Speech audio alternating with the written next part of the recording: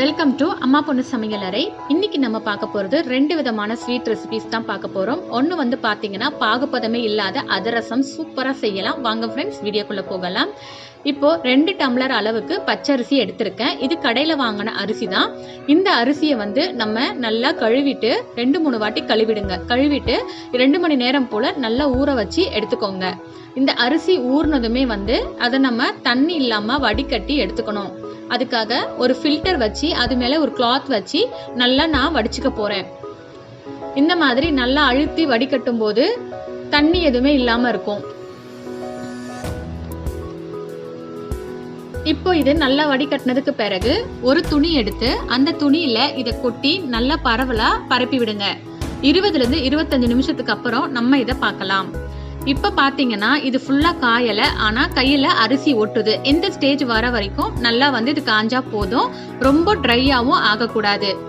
இப்போ இதை எல்லாத்தையும் எடுத்துடலாம். எடுத்துட்டு இதை வந்து ஒரு மிக்ஸி ஜாருக்கு டிரான்ஸ்ஃபர் பண்ணிக்கலாம். இப்போ இதை நான் வந்து ஃபர்ஸ்ட் பேட்ச் அரைச்சிட்டேன். 2வது பேட்ச்ல 3 ஏலக்காய், 1 துண்டு சுக்கு எடுத்திருக்கேன். சுக்கு பவுடராக இருந்தால் 1 ஸ்பூன் அளவுக்கு சேர்த்துக்கோங்க. இது கண்டிப்பாக ஆப்ஷனல் தான். இப்போ இது எல்லாம் சேர்த்து நல்லா பவுடர் மாதிரி அரைச்சிட்டு எல்லாத்தையும் சேர்த்து மிக்ஸ் பண்ணிக்கோங்க. இது மிக்ஸ் ஆனதும் நல்லா வந்து அழுத்தி விட்டுடுங்க. அழுத்தினதுக்கு பிறகு ஒரு தட்டு போட்டு க்ளோஸ் பண்ணி வச்சிருங்க. இப்போ இந்த மாதிரி அழுத்தி வச்சுட்டேன், க்ளோஸ் பண்ணியாச்சு. இப்போ வெல்லம் வந்து எடுத்துக்கோங்க. வெல்லம் வந்து நல்லா சீவல்ல துருவி எடுத்துக்கோங்க. 2 டம்ளருக்கு 3/4 டம்ளர் அளவு கரெக்டா இருக்கும். கூடுதலா வேணும்னா 1 டம்ளர் அளவுக்கு எடுத்துக்கலாம். இப்போ இது அந்த மாவோட சேர்த்து நல்லா பிசைஞ்சு எடுத்துக்கோங்க. மாவோட வெல்லம் எல்லாமே நல்லா பரவலா படுற மாதிரி மிக்ஸ் பண்ணிக்கோங்க. இப்போ இது எல்லாம் மிக்ஸ் ஆனதுக்கு அப்புறமா ஒரு பாத்திரத்துல டிரான்ஸ்ஃபர் பண்ணிக்கலாம். இப்போ இதுல நல்லா டிரான்ஸ்ஃபர் பண்ணிட்டு நல்லா அழுத்தி வச்சிருங்க. நல்லா அழுத்தி வச்சுட்டு அதுக்கு மேல ஒரு பிளேட் வச்சு நம்ம க்ளோஸ் பண்ணி வச்சிடலாம். இதை வந்து காலையில செய்யும் போது அடுத்த நாள் காலையில ஓபன் பண்ணி பார்க்கலாம். இப்போ நான் வந்து ஈவினிங்ல செஞ்சிருக்கேன். ஸோ நெக்ஸ்ட் டே ஈவினிங் நம்ம இதை பார்க்கும்போது மாவு வந்து நல்ல பதத்துல இருக்கு. இப்போ பாத்தீங்கன்னா அதிரசம் செய்யறதுக்கு மாவு ரெடி ஆயிடுச்சு. இப்போ இதை நல்லா எடுத்து உருண்டை பிடிச்சி பார்த்தீங்கன்னா கரெக்டான அளவில் இருக்குங்க. இப்போ நம்ம இதை வச்சு நல்லா மிக்ஸ் பண்ணி எடுத்துக்கலாம். இது நல்லா மிக்ஸ் பண்ணதுக்கு அப்புறமா நம்ம வந்து அதிரசம் செய்ய ஆரம்பிக்கலாம் ஃப்ரெண்ட்ஸ். மாவு கட்டியாக இருந்ததுன்னா கொதிக்கிற தண்ணி கொஞ்சமாக ஆட் பண்ணி நல்லா மிக்ஸ் பண்ணிக்கோங்க. இப்போ ஒரு பால் கவர் எடுத்திருக்கேன். அது மேலே கொஞ்சமாக எண்ணெயை தடவிட்டு உருண்டையாக எடுத்து நல்லா வந்து உருண்டை பிடிச்சிக்கோங்க. விரிசல் எதுவுமே இல்லாத மாதிரி நல்லா உருண்டை பிடிச்சிட்டு அதுக்கு பிறகு வச்சு நல்லா தட்டி விடுங்க. உங்களுக்கு எல்லா அதிரசமும் ஈவனாக வரணும் அப்படின்னா இதுக்கு மேலே ஒரு அகலமான கிண்ணத்தை வச்சு கூட அழுத்தி எடுத்தோம்னா எல்லா அதிரசமே ஒரே மாதிரி கிடைக்கும். இப்போ இந்த மாதிரி தட்டிக்கோங்க. ரொம்ப தடிமனாகவும் தட்டக்கூடாது, ரொம்ப மெல்லிசாவும் தட்டக்கூடாது. இப்போ இந்த மாதிரி தட்டினீங்கன்னா கரெக்டாக இருக்கும். தடிமனாக தட்டும் போது அது வந்து வெந்து வர உள்ள வந்து வேகாது சில நேரத்தில். இப்போ இதில் வந்து நடுவில் ஹோல்ஸ் போடுறதா இருந்தாலும் போட்டுக்கலாம். நான் இப்போ ஒரே ஒரு அதிரசத்துக்கு மட்டும் போட்டு காட்டுறேன். எண்ணெய் வந்து மிதமான சூட்டில் காய வச்சுக்கோங்க. இப்போ இது வந்து நான் எண்ணெயில் போட்டுடுறேன். போட்டதுமே உடனே திருப்பக்கூடாது. அது நல்லா வெந்து மேலே எலும்பி வரும். அந்த சமயத்தில் தான் நம்ம திருப்பி போடணும். திருப்பி போடும்போது பொறுமையாக திருப்பி போடணும். ரொம்ப சாஃப்டாக இருக்கிறதுனால பிரிஞ்சு வந்துடும். ஸோ இப்போ இது நல்லா அந்த பபிள்ஸ் எல்லாம் அடங்கினதுக்கு அப்புறமா நம்ம எடுத்துடலாம்.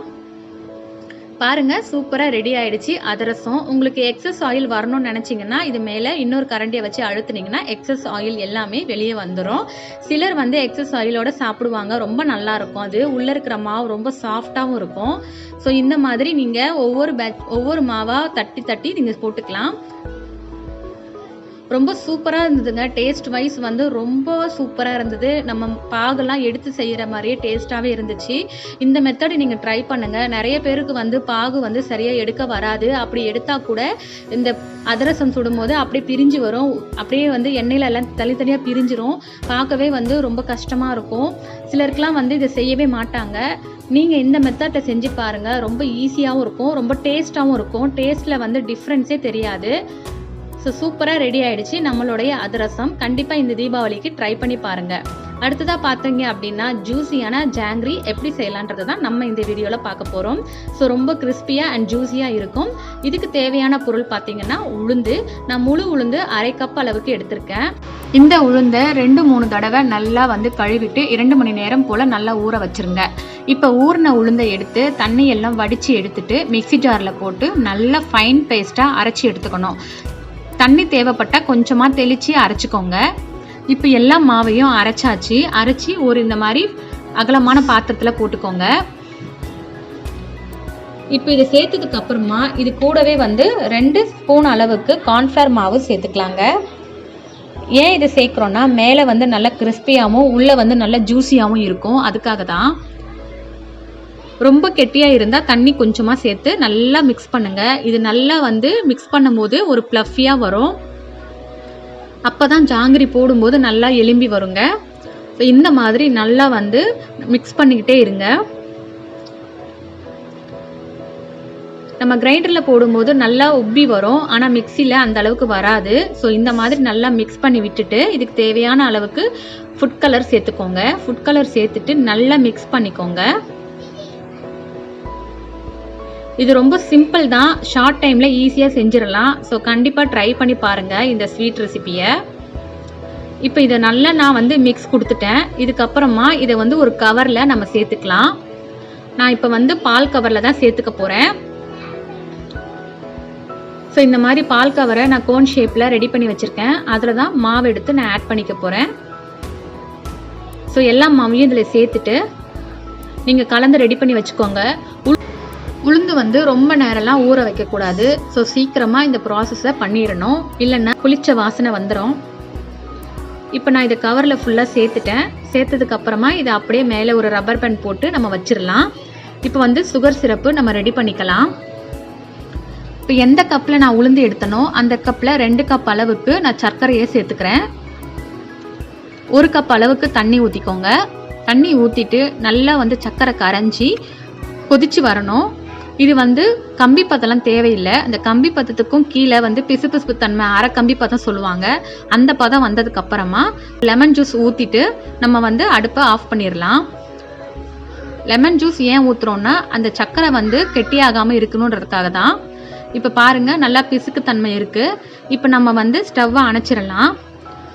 இப்போ நம்ம மாவு எடுத்து வச்சுருக்கோம் இல்லையா, அந்த மாவோட முனையை வந்து கட் பண்ணிவிட்டு நம்ம வந்து பிளேட்டில் வந்து ட்ரையல் பார்க்கலாம்.